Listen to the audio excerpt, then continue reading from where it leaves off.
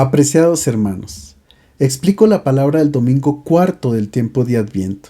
La primera lectura es de Isaías capítulo 7 versículos 10 a 14. El profeta promete al rey Acaz que nacerá el Emanuel, Dios con nosotros. Hacia el año 734 a.C., el pueblo de Israel se encuentra dividido. Al norte, el reino de Israel, conformado por 10 tribus con capital en Samaria. Al sur, el reino de Judá, conformado por 2 tribus con capital en Jerusalén. Este reino era gobernado por el rey Acaz y gozaba de prosperidad económica y de relativa calma política.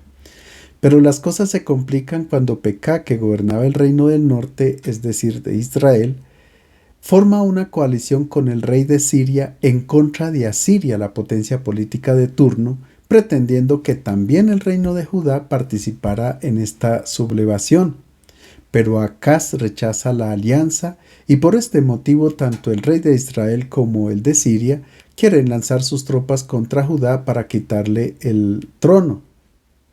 Acaz, que tan solo tenía 20 años, se angustia y se alarma. Su fe en Dios es frágil y resuelve pedir ayuda a Siria para resistir a los invasores. Los asirios, que dominan la escena internacional, no tienen dificultad en proteger el reino de Judá, pero pretenderán convertirlo en vasallo. El profeta Isaías no está de acuerdo con esta decisión del rey Acaz porque él sabe que la confianza se debe poner en Dios y no en las potencias de los ejércitos extranjeros. Es por esto por lo que el profeta recomienda al rey pedir al Señor una señal y así saber qué quiere Dios y qué es lo mejor para su pueblo.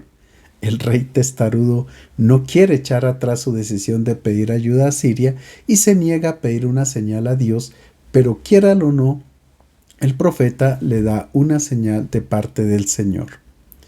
El Señor volvió a hablar a Acaz: pide una señal al Señor tu Dios en lo hondo del abismo o en lo alto del cielo.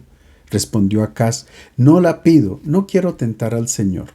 Entonces dijo Dios: escucha, heredero de David, ¿no les basta cansar a los hombres que cansan incluso a mi Dios? Por eso el Señor mismo les dará una señal. Miren, la joven está encinta y dará a luz un hijo y le pondrá por nombre Emmanuel.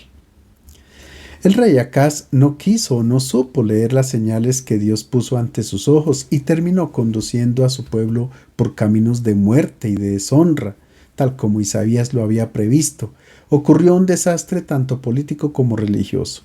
Asiria intervino e inmediatamente redujo a tizones humeantes a los reyes de Siria y de Israel.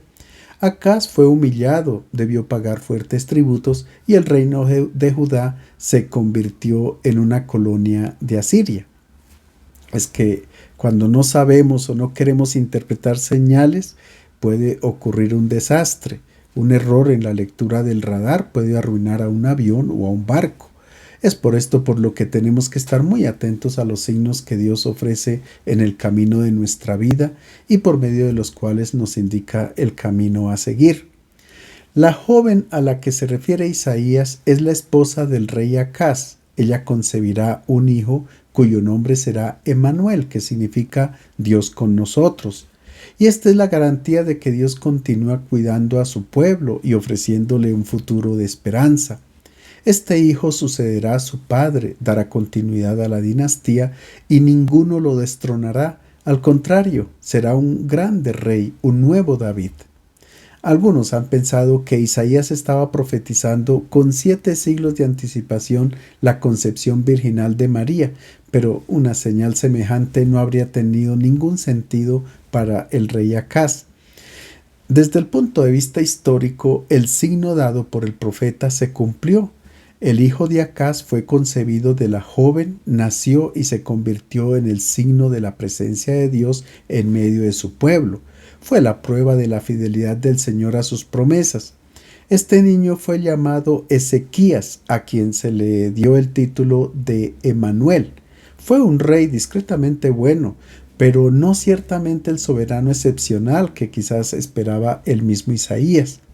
Es por esto por lo que en Israel se comenzó a esperar en otro rey, un hijo también de David, que cumpliese plenamente la profecía, que fuera de verdad el Dios con nosotros. Entre el siglo III y el segundo antes de Cristo, un grupo de estudiosos tradujeron la Biblia del hebreo al griego en Alejandría, en Egipto. Y en nuestro texto tradujeron la palabra alma, que significa mujer joven, por el término griego parthenos, que significa virgen. Entonces la tradición cristiana aplicó esta profecía a Jesús. Desde entonces, María, la madre de Jesús, se convirtió en la Virgen a la que hacía referencia la profecía de Isaías. Por tanto, Mateo ha visto la plena realización de esta profecía en el nacimiento de Jesús de la Virgen María. La segunda lectura es de la carta a los Romanos, capítulo 1, versículos 1 a 7. Se trata de la introducción de la carta. Pablo escribe a los romanos hacia el año 57 o 58, cuando viaja de Corinto hacia Jerusalén. Él siente que su misión en el Mediterráneo ya ha terminado y fija su mirada hacia Roma y España. El apóstol está preocupado por el futuro de la iglesia de Roma, dado que hay divisiones en la comunidad a causa de las diferencias sociales, culturales y religiosas de sus miembros. Pablo llama a la unidad, dado que ya todos forman parte del mismo pueblo de Dios que está llamado a vivir en el amor y la fraternidad. En la introducción de la carta, Pablo se presenta y define la misión que Dios le ha encomendado. Pablo, servidor de Cristo Jesús, llamado a ser apóstol, elegido para anunciar la buena noticia de Dios, quien ya había prometido por medio de sus profetas en las Sagradas Escrituras acerca de su Hijo, nacido por línea carnal del linaje de David, y constituido por el Espíritu Santo, Hijo de Dios con poder a partir de la resurrección. Jesucristo nuestro Señor. Por medio de Él recibimos la gracia del apostolado para que todos los pueblos respondan con la obediencia de la fe para gloria de su nombre. Entre ellos se encuentran también ustedes, llamados por Jesucristo. A todos los que Dios amó y llamó a ser consagrados, que se encuentran en Roma, gracia y paz a ustedes de parte de Dios nuestro Padre y del Señor Jesucristo. Pablo se presenta con 3 títulos significativos: apóstol, heraldo del Evangelio y siervo de Dios. En primer lugar, apóstol, para recordar a los lectores que la autoridad para fundar nuevas iglesias entre los paganos la ha recibido directamente de Cristo. Se trata de un servicio a Cristo y a su proyecto liberador a favor de la humanidad. En segundo lugar, heraldo del Evangelio. Es un motivo de orgullo para él porque se siente honrado de haber sido escogido por Dios para anunciar la buena noticia de la resurrección de Cristo. De este modo, se convierte en un testigo fiel de Jesús y de su mensaje, y está dispuesto a afrontar todas las dificultades para ser fiel a esta llamada. En tercer lugar, siervo del Mesías Jesús, es decir, se ubica en la línea profética o en la línea de los grandes personajes del Primer Testamento llamados siervos de Dios: Moisés, Josué, David y sobre todo el siervo del Señor del cual había hablado el profeta Isaías. Estos 3 nombres tienen como centro el anuncio del Evangelio. Ahora bien, para Pablo, el Evangelio es la propuesta liberadora de Dios que se hizo viva y presente en el mundo a través de Jesucristo, el Mesías, para la salvación de todos los hombres. Por tanto, el Evangelio es un anuncio vivo, activo, transformador, capaz de generar vida nueva y libertad plena en quien lo escucha y lo acepta.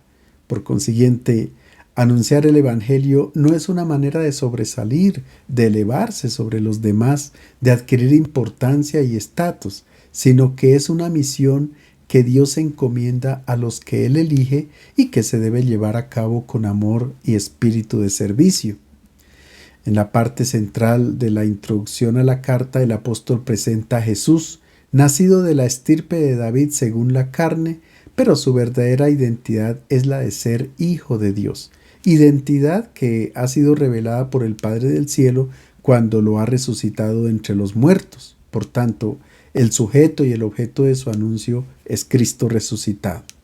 Finalmente, el apóstol menciona a los destinatarios de la carta, los romanos, amados por Dios y santos por vocación, y añade el saludo típico del estilo epistolar oriental, la paz, que en la cultura judía equivalía al deseo de todas las bendiciones de Dios. El Evangelio es de San Mateo, capítulo 1, versículos 18 a 24. Jesús es el Emmanuel, Dios con nosotros. Cuando escuchamos la palabra anunciación, inmediatamente nuestro pensamiento se dirige al Evangelio de Lucas, cuando el arcángel Gabriel anuncia a María que ella concebirá un hijo por obra del Espíritu Santo. Pero el Evangelio de hoy nos presenta también una anunciación, y ya no es a María, sino a José, el esposo de María. Nosotros quisiéramos saber muchos detalles acerca de la concepción y el nacimiento de Jesús, pero desafortunadamente nunca podremos saber con exactitud cómo se desarrollaron los hechos. Estos relatos de anunciación no los podemos comprender como una crónica, como si un periodista nos estuviera narrando hechos concretos. Tampoco podemos pensar que Mateo nos esté completando la información que tal vez hace falta en el Evangelio de Lucas. No. Nos encontramos ante dos páginas de teología, donde los evangelistas nos quieren decir quién es el hijo de María, la esposa de José. Y esto es muy importante para nosotros, porque si conocemos la identidad de Jesús, comprendemos la propuesta de vida que Él nos hace. Para entender mejor el Evangelio de hoy, es importante saber cuál era la expectativa del pueblo de Israel en tiempos de Jesús. Todo el pueblo esperaba que se cumpliera la profecía que Natán había dirigido al rey David cuando ya era anciano. Tu dinastía durará para siempre y Dios establecerá a un descendiente tuyo para construir un reino universal y eterno. A lo largo de los siglos, los profetas habían mantenido viva en Israel la espera de este hijo de David. Sobre todo en los momentos más oscuros de su historia, ellos esperaban que un día el Señor enviara un Mesías para que cambiara radicalmente la historia de su pueblo y del mundo. Sin embargo, no todos los grupos políticos o religiosos que existían en tiempos de Jesús tenían la misma concepción acerca de la identidad de este Mesías. Por ejemplo, el grupo de los saduceos, conformado por los ricos y los sacerdotes del templo, concebían al Mesías como un sacerdote que llevaría a la perfección el culto del templo. Los fariseos, por su parte, creían que el Mesías tendría que ser un riguroso observante de la ley, de la Torá, hacer la distinción entre buenos y malos, entre quienes observan la ley y la rechazan, para hacer una limpieza y que quedaran únicamente los piadosos. El grupo de los esenios que habitaban en Qumran y al que muy probablemente pertenecía Juan el Bautista, pensaba que el Mesías haría desaparecer a los malvados de la tierra, es decir, a los hijos de las tinieblas, y se convertiría en un guía para los hijos de la luz. Los celotes, que era un grupo ultranacionalista, esperaba un Mesías que utilizara la fuerza y la violencia para terminar con el dominio de Roma. Pero la identidad de Jesús no corresponde a ninguna de las concepciones de Mesías que estos grupos esperaban. Es por esto por lo que todos quedan sorprendidos, incluso Juan el Bautista, con la presencia y la actividad de Jesús. Porque el Mesías es la sorpresa que Dios quiere dar a la humanidad. El Mesías de Dios rechaza la violencia, no cultiva ambiciones políticas, no practica la justicia como la concebían los fariseos y tampoco perfeccionará el culto como pensaban los saduceos. Por el contrario, Él purificará el templo de Jerusalén porque el culto que allí se hacía no correspondía a la manera como Dios quería que el pueblo se relacionara con Él. Mateo ha conocido muy bien a su maestro, a Jesús de Nazaret, y cuando escribe su evangelio sabe muy bien todo lo que sucedió con Jesús. Conoce la revelación que Él trajo al mundo.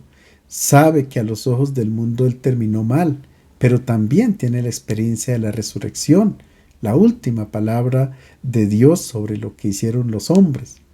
Y todo este conocimiento se concentra en el relato de la Anunciación a José. Escuchemos cómo inicia. El nacimiento de Jesús sucedió así.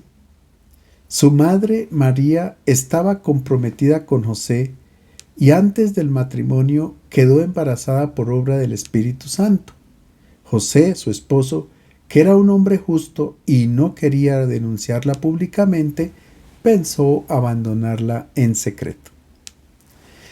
En tiempos de Jesús, el matrimonio era llamado Kiddushim, que significa santificación, y comprendía dos etapas.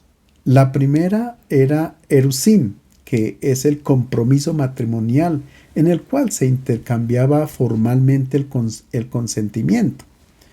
Era un contrato que se estipulaba entre los novios delante de los padres de cada uno y de dos testigos. En este momento también se establecía la dote. Normalmente esta contratación duraba unos 2 días. Al final los contrayentes iban a una especie de cubierta o tienda llamada jupá y allí se firmaba el contrato matrimonial que recibía el nombre de ketubá. Finalmente, el hombre tomaba el talit, una especie de manto utilizado para la oración de los judíos, se cubrían los dos y el hombre decía, ahora tú eres mi mujer, y la esposa respondía, y tú eres mi marido. Después de estos ritos no iban a vivir juntos, sino que dejaban pasar un año por algunas razones. En primer lugar, porque se casaban muy jóvenes, la joven de unos 13 años y el joven de 16 o 17. El promedio de vida era bajo, máximo 40 años. Por lo tanto, era necesario la maduración de estos jóvenes. Y en segundo lugar, porque las dos familias tenían que conocerse muy bien. Y si surgían problemas entre ellas, era mejor la separación antes de que trajeran hijos al mundo. Después del año, entonces se realizaba la segunda etapa del matrimonio, llamada Nisuim. Se hacía una grande fiesta y era cuando la esposa se trasladaba a la casa del esposo para comenzar a vivir juntos.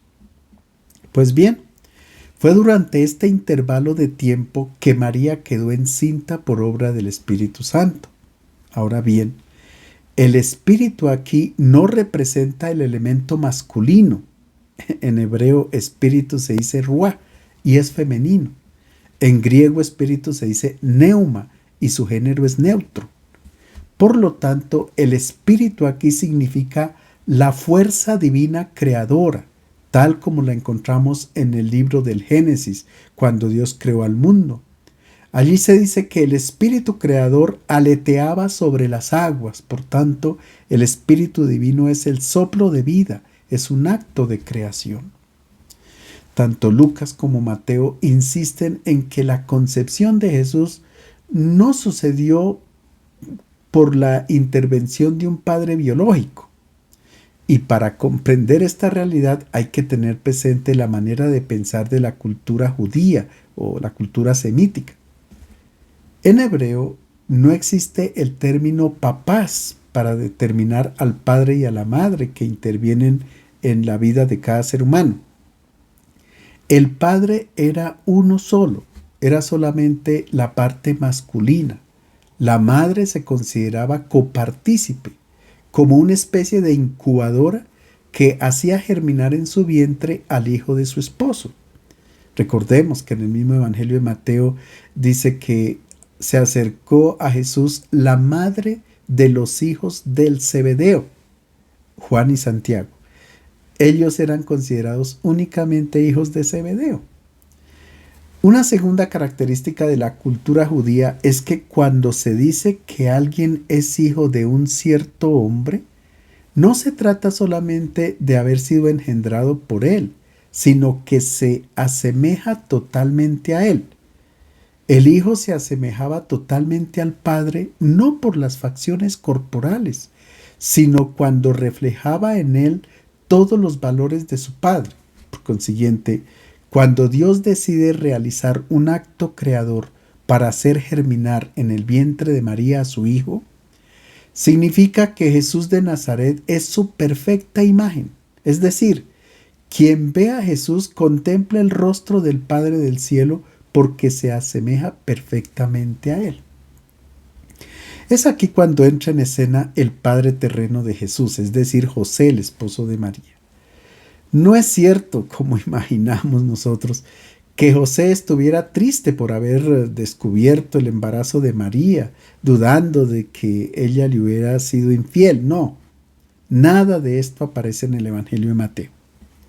Si queremos suponer algo, lo más lógico y probable es que José haya sabido desde el comienzo que el niño que María llevaba en su seno había sido concebido por obra de la fuerza divina creadora, es decir, por obra del Espíritu Santo. Es por esto por lo que José no comprende en el momento qué hacer con su esposa y con el niño. José quiere entender muy bien lo que Dios quiere de él en esta situación. Y así lo expresa el Evangelio cuando dice que José era un hombre justo, es decir, una persona coherente con su propia fe y observante de la ley de Dios, como lo era todo piadoso israelita. Por consiguiente, su conocimiento de la ley lo llevaba a declarar públicamente que aquel niño no era su hijo. Y nuestro texto dice que él no quería acusar a María públicamente y que ha pensado repudiarle en secreto. Aunque no se puede entender cómo se puede repudiar en secreto, porque sería evidente para todo el mundo, todos se iban a enterar. Pero aquí el problema es de traducción. El texto utiliza el verbo griego dekmatizai, que significa exponer delante a todos un problema cuando no se sabe qué dirección tomar. En otras palabras, José no quería exponer a María a un espectáculo público. Y por eso toma la decisión no de repudiarla, porque el verbo griego que se utiliza aquí es apolío, que no significa repudiar, sino dejar libre a alguien. Por consiguiente, José reflexiona y decide no hacer ningún escándalo, sino dejar libre a su esposa, porque él no sabe cómo ubicarse junto a ella, porque no sabe qué es lo que Dios quiere de él. José no quiere que se haga un escándalo sobre el hecho, sino que decide simplemente dejarla libre, entre otras cosas, porque hablar del hecho públicamente era imposible, porque nadie hubiera podido comprender el misterio de aquello que había sucedido en María. Veamos entonces cómo Dios revela a José la vocación a la cual ha sido llamado. Ya lo tenía decidido cuando un ángel del Señor se le apareció en sueños y le dijo: José, hijo de David, no temas recibir a María como esposa tuya, pues la criatura que espera es obra del Espíritu Santo. Dará a luz un hijo a quien llamarás Jesús, porque él salvará a su pueblo de sus pecados.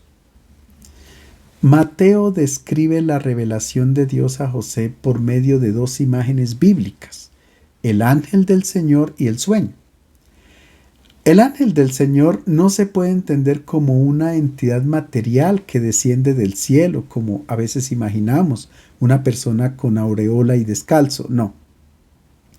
Se trata de una imagen bíblica para decir que Dios mismo ha intervenido para dar a conocer al hombre su voluntad o para intervenir a favor de la humanidad.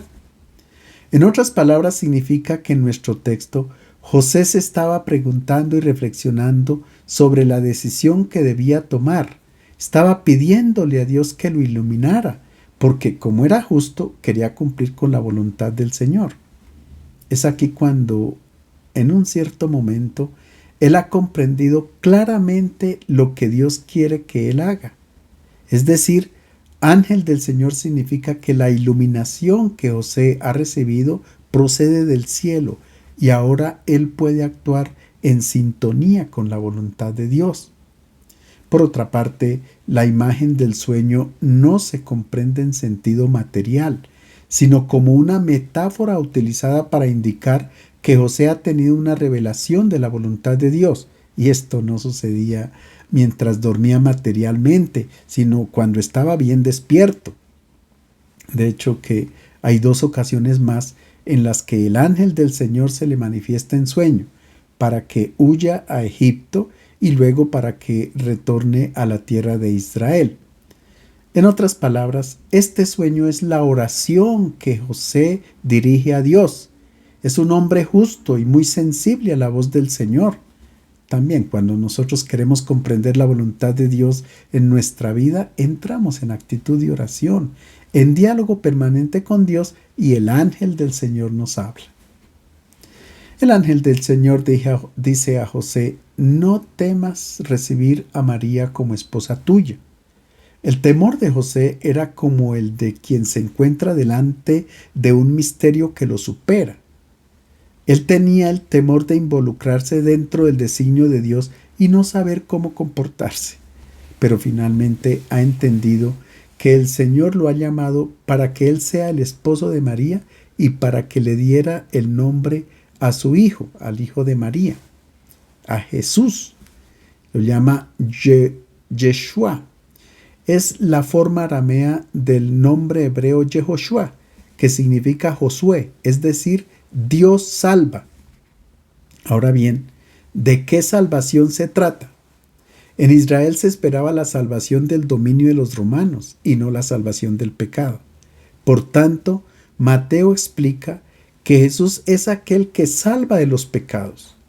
Una de las definiciones de pecado en hebreo es hatá, que significa equivocarse de objetivo. Es como cuando alguien está apuntando o disparando hacia un objetivo preciso y se desvía totalmente de dirección. Este es el problema que causa el pecado. Hace que nos equivoquemos de objetivo. Nuestro objetivo es ser felices, experimentar siempre el gozo y alcanzar la plenitud de nuestra vida humana.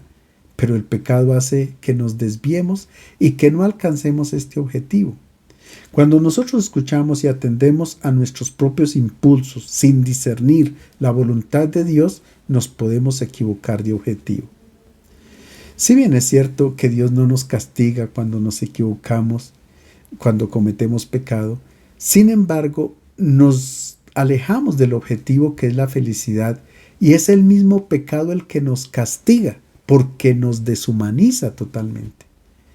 Y Jesús precisamente ha venido a este mundo para salvarnos de caer en la deshumanización, para salvarnos del pecado.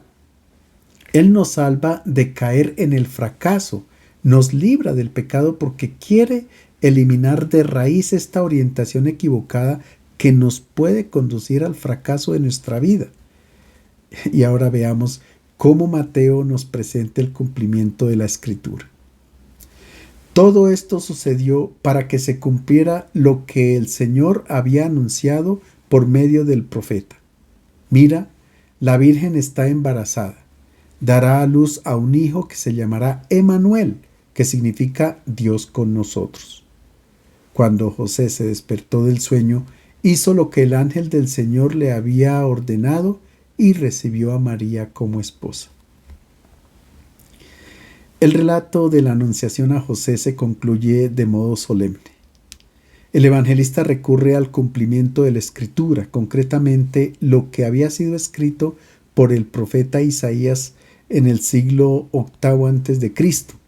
Como hemos visto en la primera lectura de este domingo, el profeta había dirigido la palabra al rey Acaz, rey de Judá, cuando el ejército enemigo tenía rodeada la ciudad de Jerusalén, y el rey se había llenado de temor y angustia porque pensaba que con él había llegado a su fin la dinastía de David.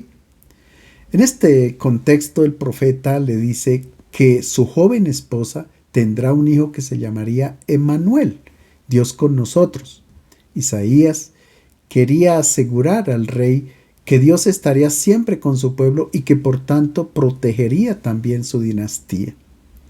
Mateo lee esta profecía y la ve realizada en Jesús, el hijo de María. El Emanuel ya no es el hijo de Acaz, es decir, Ezequías, sino Jesús, que será llamado así no solo por José, sino por todas las naciones. Él no es solamente el Hijo de María, sino el unigénito del Padre del cielo, que se ha revestido de nuestra humanidad. Él experimentará nuestras alegrías, emociones, pasiones, sentimientos, desilusiones, traiciones, etc. Y por supuesto que también la muerte. Estamos al comienzo del Evangelio de Mateo. El tema del Emmanuel aparece también al final del libro, en el último capítulo. Jesús resucitado se manifestó a sus discípulos en el monte de Galilea. Los envió al mundo entero a ser discípulas a todas las naciones y añadió: yo estoy con ustedes todos los días hasta el fin del mundo. La referencia al Dios con nosotros abre y cierra toda la obra de Mateo. Jesús es el Emmanuel, el Dios con nosotros, que estamos llamados a contemplar y a dar nuestra adhesión en este tiempo de Navidad. Les deseo un feliz domingo.